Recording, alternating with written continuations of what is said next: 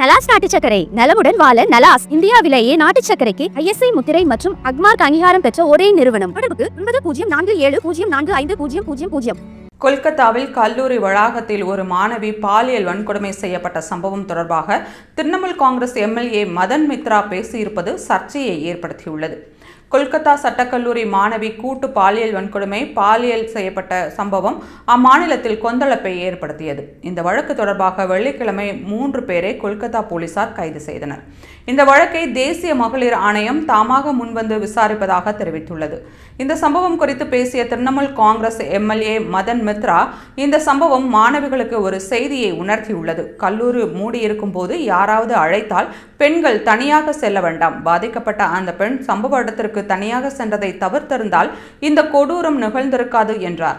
அவரது இந்த கருத்து பாதிக்கப்பட்ட மாணவியின் மீதே தவறு இருப்பதாக குற்றம் சாட்டும் வகையில் இருப்பதால் பல்வேறு அரசியல் கட்சி தலைவர்கள் கண்டனம் தெரிவித்தனர். இதையடுத்து மதன் மித்ரா பேசியிருப்பது அவரது சொந்த கருத்து எனவும் அதற்கும் தங்கள் கட்சிக்கும் எந்தவித சம்பந்தமும் இல்லை என்றும் திரிணாமுல் காங்கிரஸ் அறிக்கை வெளியிட்டுள்ளது. இது தொடர்பாக மதன் மித்ராவிடம் திரிணாமுல் காங்கிரஸ் விளக்கம் கேட்டுள்ளது என்று 3 நாட்களுக்குள் அவர் விளக்கம் அளிக்க வேண்டும் எனவும் அதில் குறிப்பிடப்பட்டுள்ளது.